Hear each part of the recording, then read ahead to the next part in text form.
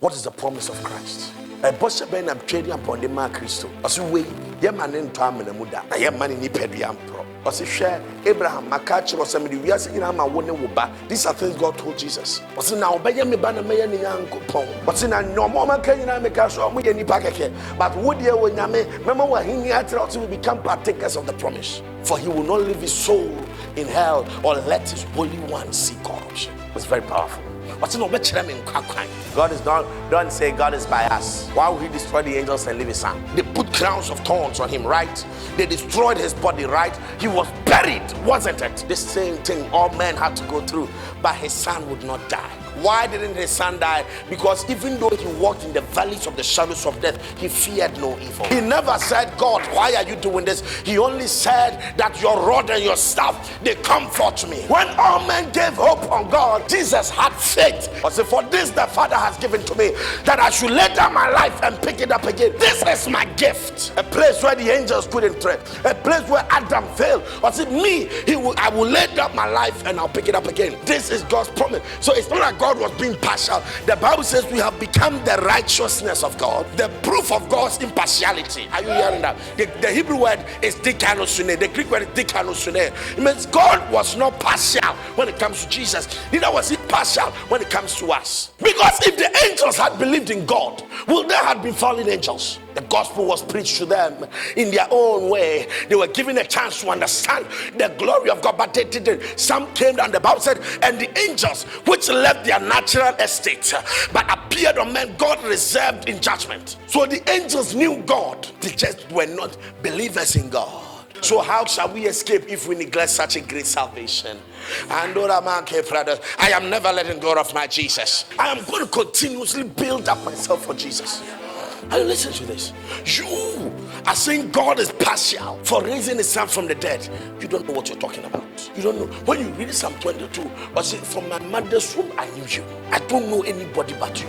I can see my body is broken, but I know it is not your fault. I am the sinner. But see, I see my body is broken. I can count my bones, but because I am a worm and you are holy. He never said anything. God said, how can I neglect such a great man? God did not spare his son.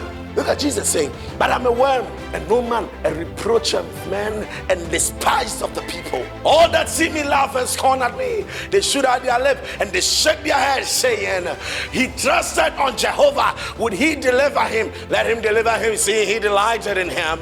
But thou art he that took me out of my mother's womb, that did make me hope when I was on my mother's breasts. I was cast upon thee from my womb. Thou art my God from my mother's belly. Be not far from me, for trouble is near, and for no one is here to help.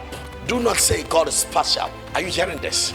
Can I tell you more? You know, the Bible says, according to St. Peter, that 1,000 days is like 1 day before the Lord, and 1 day is like 1,000 before the Lord. This means that when Jesus died and entered the spirit realm, spirit time, probability talking, 1 is like 1,000. This means, minimally speaking, 3 days could be 3,000 years. This means we cannot say Jesus remained in hell for 3 days. The guy was there for minimum 3,000 years. Was God impartial?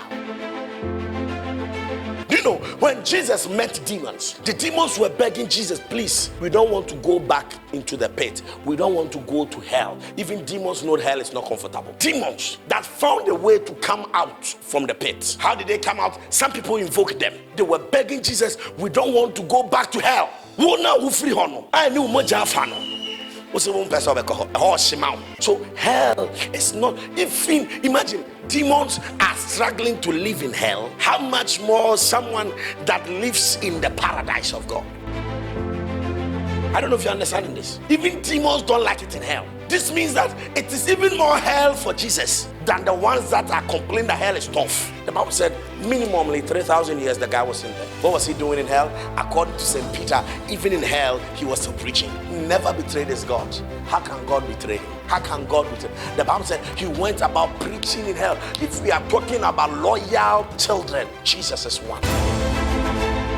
The Bible says God has made him the heir of salvation. God has made him the heir to his throne. You know an heir. Do you become a king if the king is still living? So when we say heir to the throne, it means that when the king dies, then you come. So if God has made Jesus an heir and us joint heirs, what is he talking about? There is a distraction coming to the end of the world. And God says, Jesus, I'm sorry, boy, but I have to dwell in you. Is it okay? Jesus says, oh, why not, Father? Come.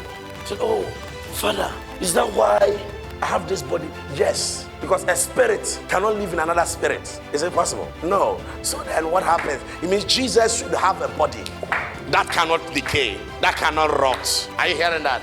This is the reason his father gave him that body, to live in heaven with that body. Are you hearing me? In other words, when we go into the spirit, Jesus is the one you see with a human body. His father is the spirit within him. I don't know if someone is believing what I'm trying to tell you.